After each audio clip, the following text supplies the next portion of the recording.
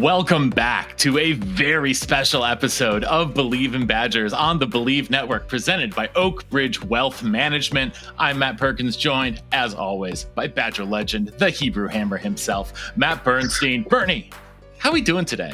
Dude, good, man. Every day on the pod is a holiday with you guys. We got the Cosgrove family. It's interesting because we really never talk defense, so I don't even need to talk. I don't know anything about it. I just know how to block it sometimes. That's about it.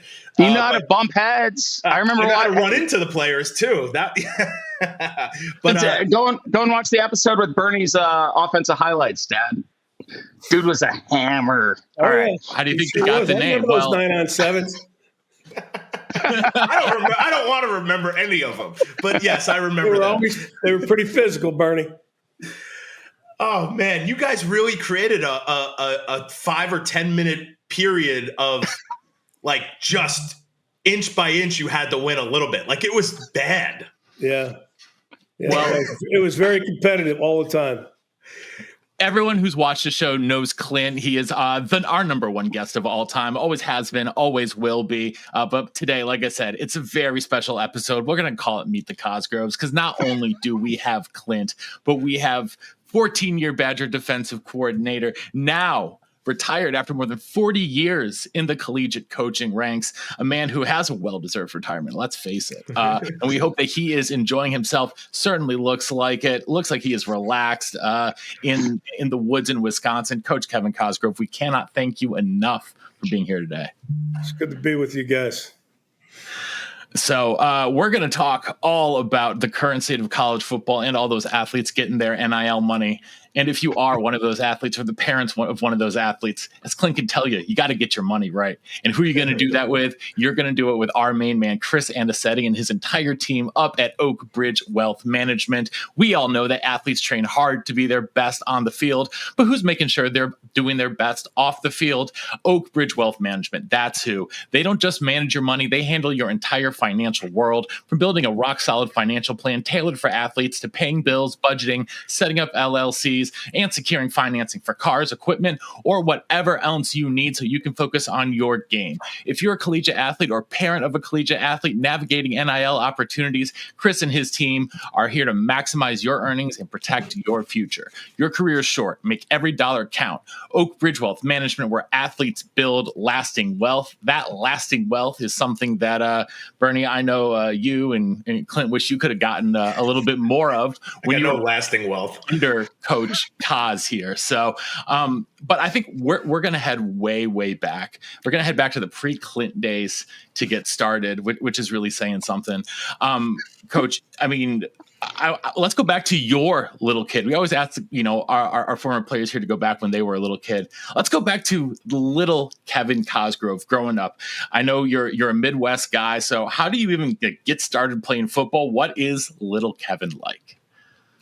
Well, I grew up in Calumet Park on the south side of Chicago, and we had a local team, and it was called the Calumet Park Rams, and we had a good league that we played in. We played Roseland, West Pullman, Blue Island, Riverdale, Dalton, and it was a great deal for a young guy because we had a lot of teams. There was a lot of involvement, not only with the young kids, but the parents. We had good coaches that cared about kids. We had good equipment. In fact, in my eighth grade year, we went undefeated, and we went to a bowl game in Florida, and we had a weight limit of 135 pounds when I played, and we went down and played this team in Florida, and they had no weight limit. They had. I think they had guys like 185 pounds, and I was an offensive tackle. If you can imagine, it's 135 pounds, and I'm trying to block these defensive linemen, and they're mauling us. We're not mauling them. We kept competitive, but it was a great experience. Growing up and where I lived, and they had all sports, baseball. We played everything when I was a kid, and so that really kind of got me started in my love for football. And then, went out through high school, had some great coaches. One of my coaching mentors, Chuck Kelly, was my head coach. Just a tough. He was just a tough guy, and he made our team tough and very competitive. Carmel. Yeah, Mount Carmel in Chicago, and then I went to Illinois Benedictine my first year, played football, and I had to sit out a year because I didn't have any money to go to. I wasn't getting paid to go to school, and so I had to work for a year. And I sailed on the ore boats. And here's some trivia for you guys. It was 1970. I went to college in '74. 1975, I sailed on the ore boats in the Great Lakes, and I was in the storm that Evan Fitzgerald went down in. We were lucky; our ship hid behind an island in that storm. So I had enough of that after a year, and then I finished at University of Wisconsin, Oshkosh. So that was my football start. I had some great coaches all through high school and college, and just my love for the game. I wasn't good enough to play at the next level, but I thought I had a pretty good football mind, so I got into coaching. And that's all I ever wanted to do was be a football coach. And I was fortunate to get on as a graduate assistant in 1980 with Mike White at the University of Illinois, and he ended up hiring me full-time, and then the rest is history.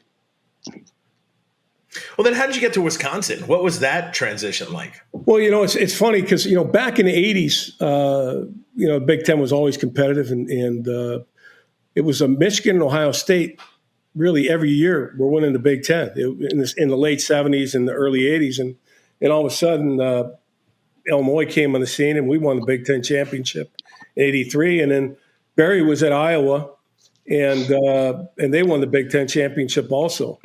But I got to know Barry because back then we used to have Big Ten golf outings, and where all the coaches would get together in the summertime for a couple of days and get to know each other. And we talked football, but play golf, and just had a lot of fun. So I got to know Barry. He was a linebacker coach. I was a linebacker coach. We used to talk, and then we always kept in contact. And then, when Barry, I was at Colorado State at the time with Earl Bruce, and when Barry got the job, I got a phone call and asked if I was interested, and I said absolutely, and that was the rest is history there. My wife said, we're going to Wisconsin. That's where Shelley's from, Milwaukee. So that's ended up back with Barry at Wisconsin. I remember the discussion when I walked in from school or whatever, first grade, and I still remember this. Mom said, we're moving to Wisconsin. I go, do they even have a football team? Oh, God. I mean, Earl Bruce was the head coach who I worked for, and I went with him for 1 year after Illinois, and he tried to tell me I was making a big mistake too, going back to Wisconsin. Earl's an Ohio State guy,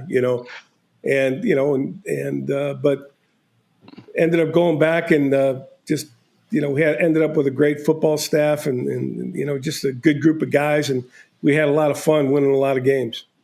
What's it like showing up back to Camp Randall? Like, I guess not back, but showing up to Camp Randall, Coach Alvarez, like, what's your first meeting like? What's your first week like? I'm sorry, Brad, I didn't hear that. I would say, like, what's your first week like with Coach Alvarez? And, like, you're basically rebuilding this team from – they didn't win, 3 games in a year? Well, we won 1 game our first year. Yeah. 1 game, and I think it might have been Western Illinois that we beat. It was Ball State. I can't remember exactly. I think it was Western Illinois, but we beat Ball State, I think, the next year.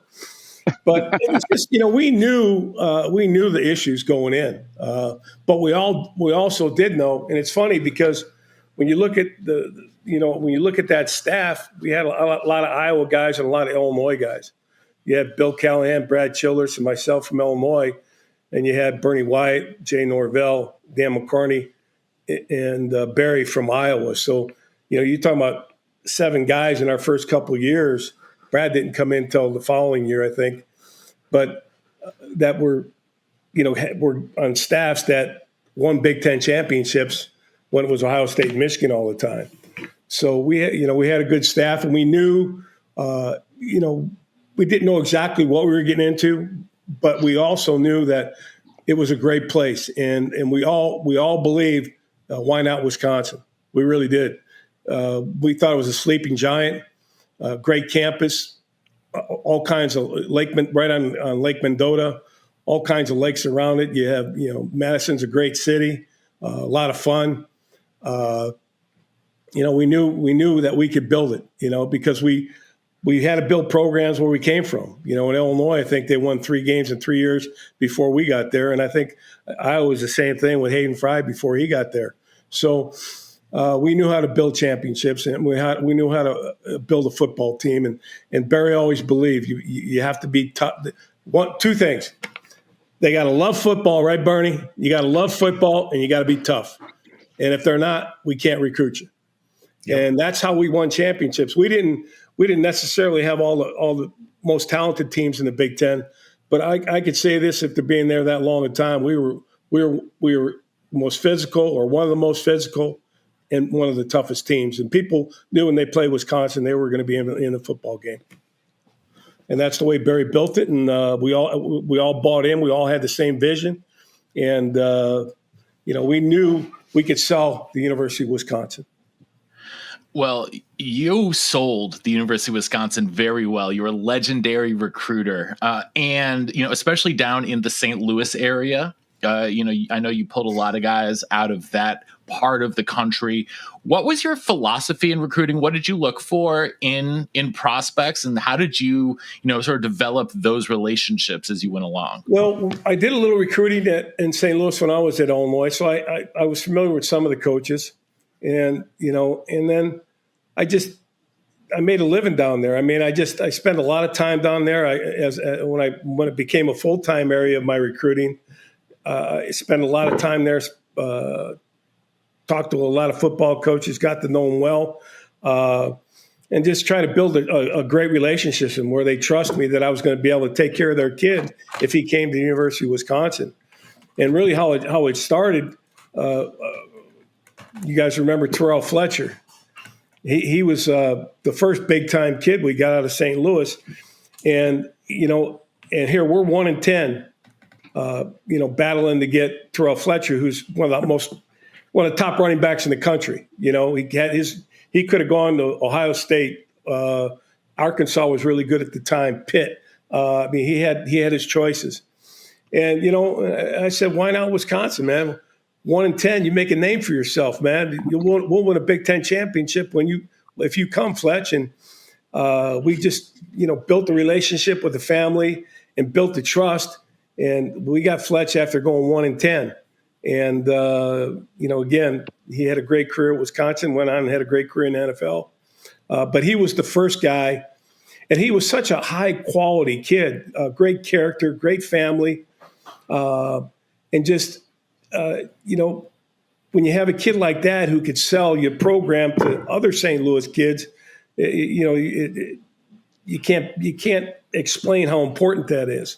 And he did a great job for us and helping us when we brought kids up from St. Louis and when he was on the football team, and it just kept on building a reputation with St. Louis kids because of the coaches that I knew down there. It just kept on building. You go to Wisconsin, you're going to win.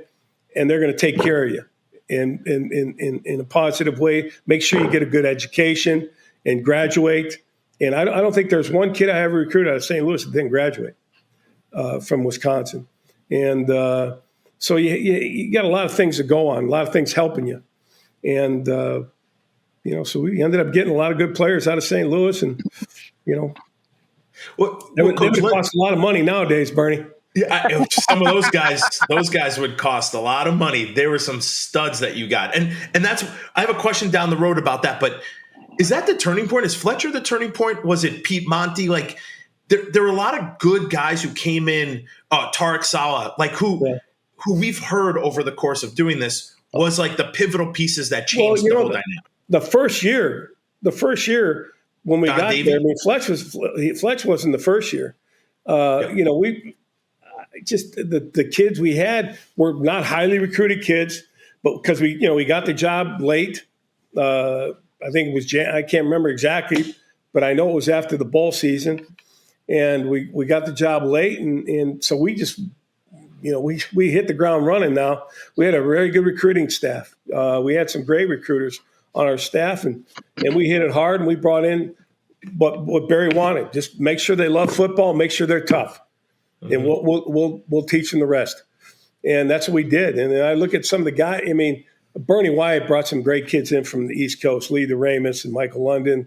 To start it out, and we got Lamarck Shackelford from Gary, Indiana.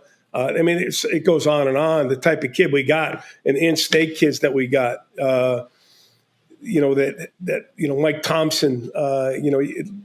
Messenger. It goes on and on. And then some of the kids that were already here. We didn't have a great group of guys on the team at the time, but some of them ended up helping us and being major contributors and help us win a championship. So it was just that first championship team was a group of not highly recruited kids and kids, local Wisconsin kids, and then we added on through then Fletch came in, and then we started getting some kids. After people saw after the first year we went 1-10, and then next year we went 5-6. And then people started coming to games, because when we went there, nobody went to games. I think they averaged 30,000 the year before, and then I think we got up to 40, then 50 the next year. In our third year, we were a bowl team, but we ended up losing the last game of the season where we had a chance to win it. But we went up this, and then after that, and then the Rose Bowl year was sellout after sellout. So, we built it the right way. We built it with hard work, and we built it because Barry hired a bunch of guys who had no egos. All we wanted to do is win and make sure kids had a great college experience, and were able to play the best they could possibly play. I love that. So, I got to ask, Coach, you got I'll speak from my experience coming in, and Clint, you were there. You got dudes who were starting right away. What's it like to get a Scott Starks and a Brett Bell and an Antosh Hawthorne all in the same class? You have pieces Wendell Bryant's there. Who's the bald guy who's now at Michigan? Herbs is there. Herb. You got. He's at the Chargers now. He's with the Chargers now. Yeah. Yeah. But you got studs who are there. But how cool is it as a coach to one, be able to recruit these guys who are going to start and play right away? And how cool is it for you to mold them to be able to do that as a freshman? Well, here's the thing. If you come to Wisconsin, and we were always truthful with kids. And we told them they have a great opportunity. You want to be a guy or the guy. You can go to Ohio State, you can go to Michigan. They're going to have 5 guys just like you. That's what I used to say. And it was true. But you go to, get a guy like Scotty Starks or Wendell Bryant or Brett Bell, those kids back then that I recruited, Aaron Gibson. You want to be a guy or you want to be the guy? And, and you just keep on telling them, because you come in, they come in and watch us. They see there's not a lot of depth. We never had a lot of depth, but we had good, solid players. But we had enough stars that love football and were tough that we could win championships with. Well, Coach, you mentioned my least favorite part of practice is the inside drill. It's 9-on-7, worthless 9. You had a tailback who was not worthless. We had a quarterback who was blatantly worthless in 9-on-7. What was it? When did you guys start implementing? Was that a focus for the coaching staff? Okay, for anyone listening, it was literally we started doing 9-on-7s back in 1990 before you even thought of. But Coach, go over, because they were literally the most competitive 15 minutes of the entire day. Once that ended, practice was you could sail through it. But that was the hardest part. What what was the intensity? What did you guys want to see out of that? Just the absolute physicalness of everyone? We want to see. We want to see toughness. And you know what? And it was a great fit drill. We made sure everything was fitted up right. But it was for toughness. It was for, it was a bonding period, offensively and defensively. Bernie was very competitive, and guys would get after each other. But at the end, man, we were all teammates. And it was a good way to start practice, even though we had individual before, but it was a great way to start practice. And like you said, after that, it was easy. If you made it through those 10 minutes of 9-on-7 drill, with your head attached, good. With your head attached, you were good. Sometimes it wasn't always that. No. Sometimes you're seeing stars. that reminds me, Coach, you know, like we talk about transfer portal, and I know we're all over the place, but Alex Lewis came in. Yeah. And so, like, you know, we've talked about this on the podcast. We had like, what, 3 or 4 transfers that were huge. Brian Calhoun, Alex Lewis. Was there one other Matt Perkins who I'm forgetting? No. So we had those 2 guys. Alex Lewis was phenomenal. Yeah. Coach, what's it like to get a guy like that just randomly show up, not randomly, but show up and be like, wow, man, he might be better. I got him out of Morrisville, New York. I've somehow found him out there at SUNY Morrisville, I think it was. I don't even know they have football anymore. Oh, I think no, they do. It's not a junior college anymore. But he was a junior college transfer, and you know, and just watching him. I think I watched him practice once and watched him play, and you know, he's what we were looking for, man. You know, he'd run through a wall for you. Yeah. He would run through a wall. Yeah. He did run through me a couple times, and I was very unhappy about it. Hey, I wouldn't want to have to block Alex Lewis. I'll tell you, there was a lot of things that made me quickly learn to be a man at Wisconsin, and blocking Alex Lewis was one of them. Wait, I got to go back, Coach. Now that reminds me, I've heard some crazy stories about Roger Knight. Oh. Do you have any good ones? Because I've heard up, down, left, and right, he was absolutely bananas. Roger was very intelligent. I remember back when we recruited him, he was from New York, from where'd he go to? Brooklyn Tech, I think. Mm-hmm. Brooklyn Tech, I believe. And I remember going in that school, and it was, with Bernie to recruit him, and he was one of those guys that you could tell he was a high intellect guy. You know, very smart, very intelligent, engineer, and kind of said things like, you make a, that's interesting. You know, he's just one of those guys. And, not only, being, smart and intelligent, he was a good football player, and he could do some things, athletically that just people couldn't do. And then he ran well too. And again, the mold, smart, tough, and dependable. That was Roger. Have a good time. He's a little out there at times. Wait, so Coach, I got to ask you this question. I've heard a mythical story that I've told a lot of people, but I heard it from who knows who else.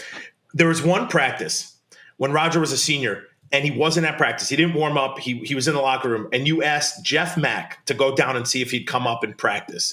And Jeff went down, got him. He came up. He put his pads on. He went right into 9-on-7 and made every tackle. Any way to that? I can't remember that, Bernie. That may be a folklore. I didn't. I'm going to keep it because I love it. Does it track?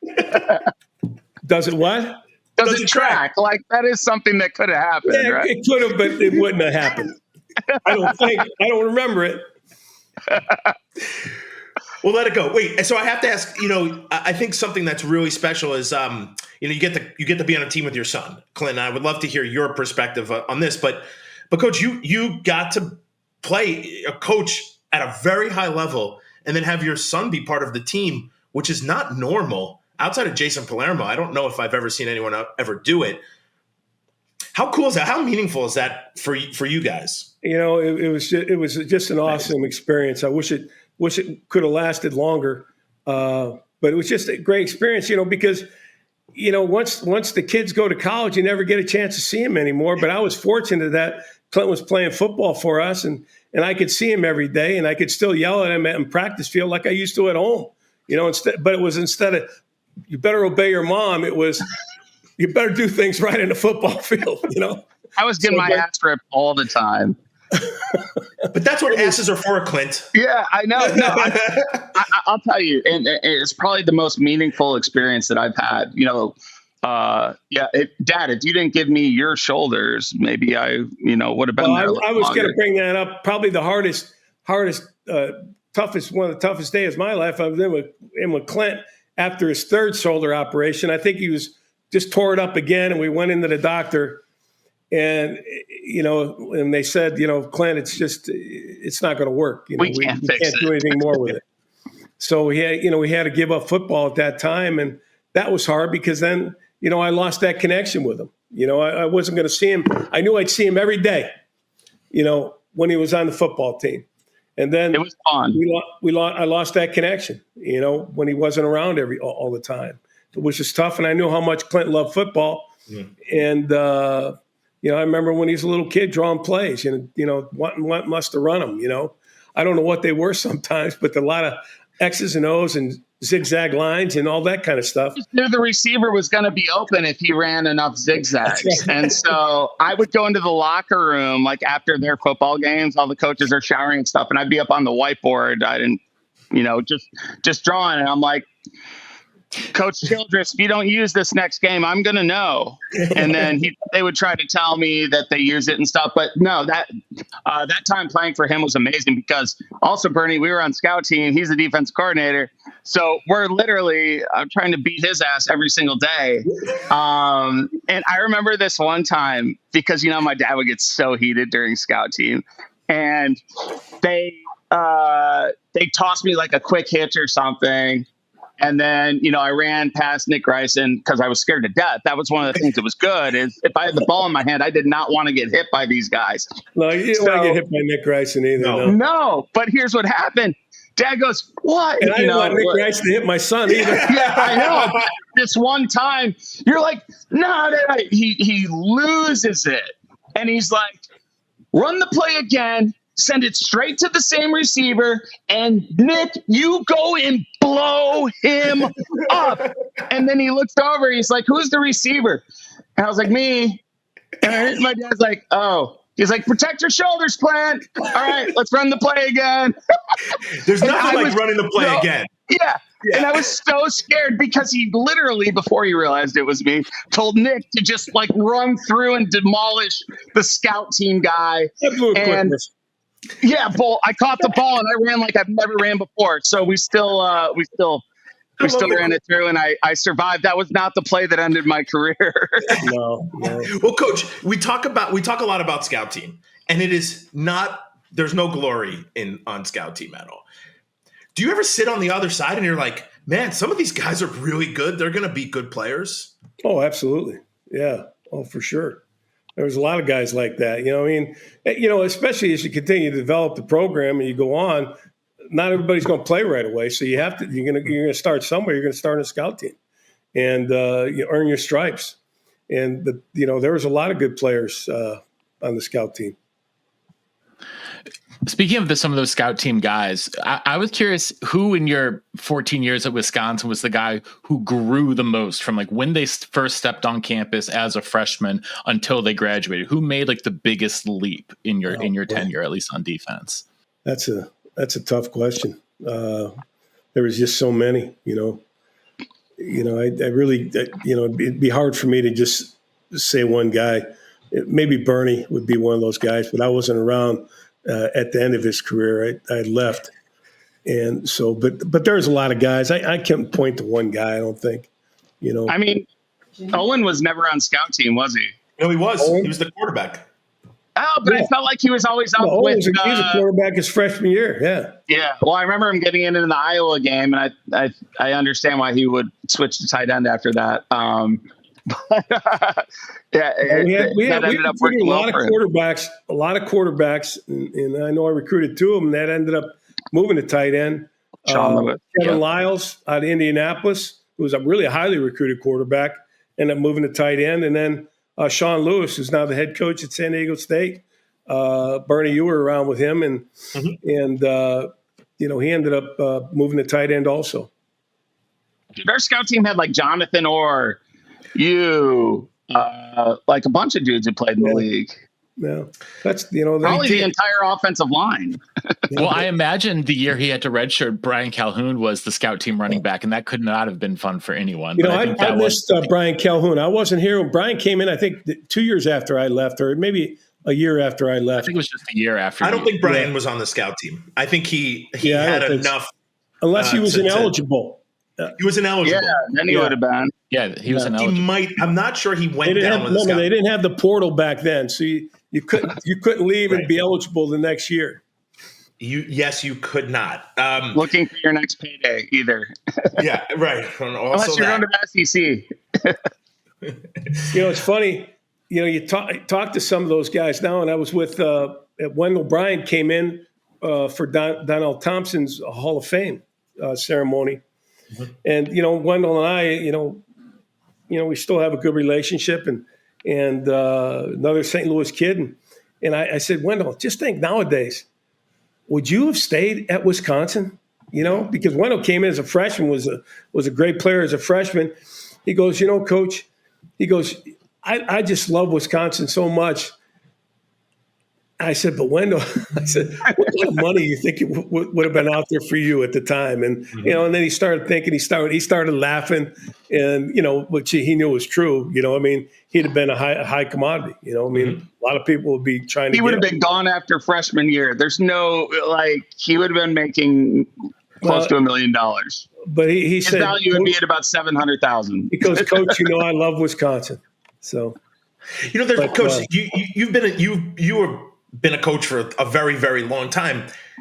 What do you think, just on a high level of NIL and transfer portal? What does it diminish being a fan? Does it diminish being a coach or a part of college football in any way? It was so good back in the day, and again, not too long ago, because I remember when the portal started. I was at Texas Tech, and I think it was 2020. The COVID year, and you just. So before that, my whole career, there was never anything like that. And, the kids came to your school because, they liked the coaching staff. They liked the academics. They liked the stadium, whatever it may be. And then you build relationships. You build a team. You build a team off each individual, and you build camaraderie and closeness and togetherness. And you knew you had that team for 4 years, and that's the shame of it right now. Right. You can't do that anymore. And that's probably the most disappointing. I'm not upset with the kids getting money. I mean, heck, I wish they were paying coaches more when I was coaching, but I'm not, but the thing that bothers me now is, and it has to do probably with contracts, right, Clint? There's no contracts, so kids can leave whenever they want. But I think once, maybe if you enforce a contract like the NFL, you'll be able to build a team again. And because kids will have to stay. You sign a 3-year contract, a 4-year contract, they got to stay. And if they leave, they got to sit out a year, which is the way it used to be. Mm-hmm. So it wasn't so easy to leave a program.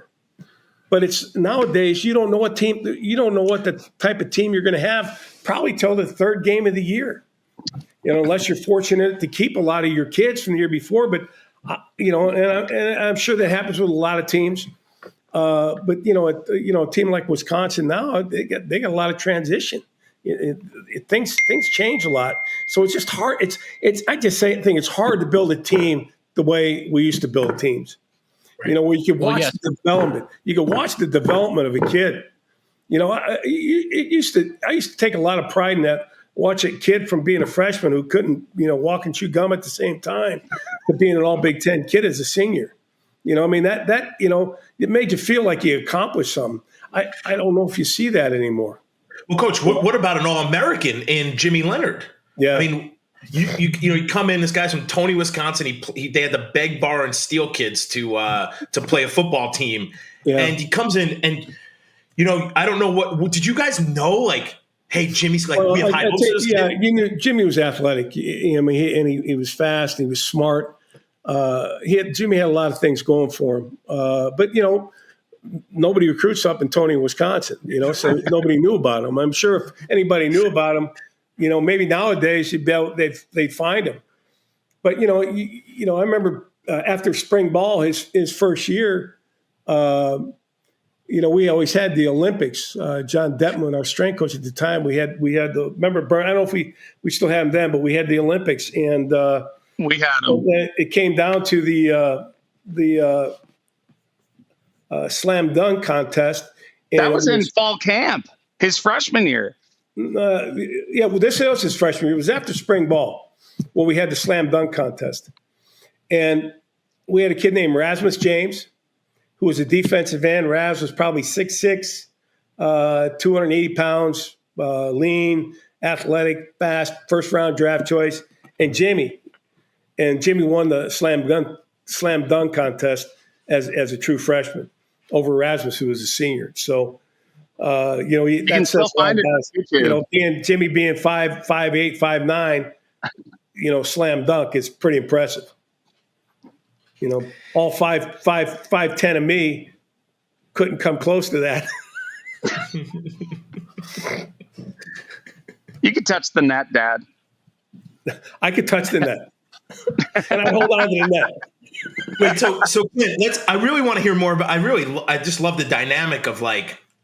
I can only assume like what a car ride home from a football game would have been like in high school. But what's it like? I guess it might be nice. You get on your scooter, you go to the towers, and we start drinking beers. Sorry, Coach. Yeah. But what's it like? You go home for family dinners, or you go home and it's like, is the conversation always lead to football? Is it about life? Is it about like what's that like for you, Clint? I mean, it's incredible. Everything I know is because of those conversations. Like, I used to go on the road with him recruiting. Sometimes I'd sit in the car while he'd go into the high schools, and I'd be going through all his notes, and I'd be looking up the players, and like we'd watch film together. So like our family dinners are usually, well, if you get me and my brother together, it can get pretty raunchy. But Especially usually with the sister there too. Yeah, and she gets the brunt of a lot of it, but it was fun. Abused by her brothers. Yes, but she's the best in the world. We love you, Shannon. But so like me and the family conversation would be about, football was such a big part of our lives. So yeah, like, okay, the games or like, our family, our friends, our travel, everything was based around football. But me and my dad, it was a little different because, like, I don't think you and Connor ever went and, like, talked X's and O's and stuff. After dinner, after everybody's laughing, the conversation always led to football at some point. Mm-hmm. I'd have him draw me something up and, he'd be like, how would you defend this? Or, we would talk recruiting, or we sit there and we watch football games. And so my entire family, we all love watching football. Minus my sister, she loved watching my dad's games. But my mom, my brother, whoever the girlfriends were, wives, whatever, we would sit and watch football for hours. It's just me and my dad were having a different level of conversation during those things where they'd look like and be like, oh, that's just one of dad and Clint's things. You know what? You and Connor are 10 years apart too, right? Or 9 years? Yeah. 9 years apart. So I wish I was the younger one. Small for that at the time. But as your brother got older, he started getting into it too, like you used to. Yeah, no, for sure. It wasn't going to be his career path. He's heck, startup bro. Hey, that ain't a bad place. I know we're close to time, but Clint, I got to ask you, are there any really proud moments you have of your dad? Like proud moments of like, this guy coached Jimmy Leonard to be an All-American who should have never been that? Or, any of those things you ever think about and you're like, wow, man, my dad really did that. This is going to sound like very cliche, but like I feel like my life was filled with those moments. Like I have so much pride in my dad and where he came from. Like a lot of people don't know, my dad came from nothing. He's self-made. I'm a Nepo baby. This dude is self-made. And like, so there's just so many things from the way he wrote. I mean, the number one thing is the way he raised our family and the way he put our family first. Like he could have gone a lot of places, throughout his career. And, he always put family first. If we didn't want to move, we weren't moving. I remember John Gruden calling the house, knowing that he's not at the house on vacation and trying to talk me into my dad to go to the Raiders. He's like, the girls out here are really pretty, Clint. And he's like, Tommy, I bet they get you a brand new car. You got your 16th birthday coming up. I remember Bryce was over at the house too. And I get off the phone. He's like, who was that? I was like, it was John Gruden. He goes, what? You were saying no? And so like, I think it was the family first approach, but just the way that my dad actually loved his kids and the amount of lives that he changed. Dad, I mean, you're a great football coach, but I mean, like you're an even better person. And I appreciate that. I'm just like, there's so much pride when I talk about my dad. He led the way for me too. Like, you don't just get to walk into St. Louis usually. I walk in and everybody welcomes me everywhere. I've got head coaches of Power 5 schools when I'm a scout who people didn't know being like, okay, coach, you're going to wait in the lobby. We're bringing Clint up real quick just because of those relationships. So I think that's what I'm most proud about. Just have a loving dad who did good by a lot of people. And, but yeah, the accomplishments, I mean, you look it out, like when he has to get for an award or something, like, I'll go through and help them write all the things down. It's just like half the things that are big. You're like, I forgot about that because he's done so much. So Sure. Just so much pride in my dad. Yeah, there's not one significant moment. There's about 100 of them.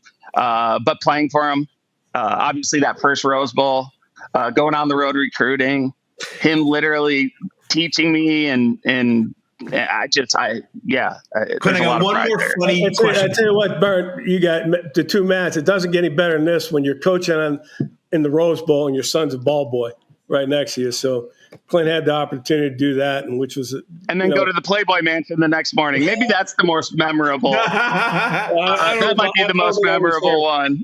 Boom! I won't even ask my question. We're ending on that. That was a cool experience. I think the Playboy Mansion would be a cool experience. Oh, it was. Believe me, it was a lot of fun. Oh my gosh. Well, that is a great place for us to leave it off here for today. I have a million more questions, but I guess we'll just have to get to it next time. But we cannot thank both of you enough for joining us here today on Believe in Badgers, part of the Believe Network presented by Oakridge Wealth Management. Thanks for tuning in. Please subscribe, rate, review, do all that good stuff on YouTube or wherever you're listening to this as a podcast. We'll be back again soon. Until then, on Wisconsin. On Wisconsin.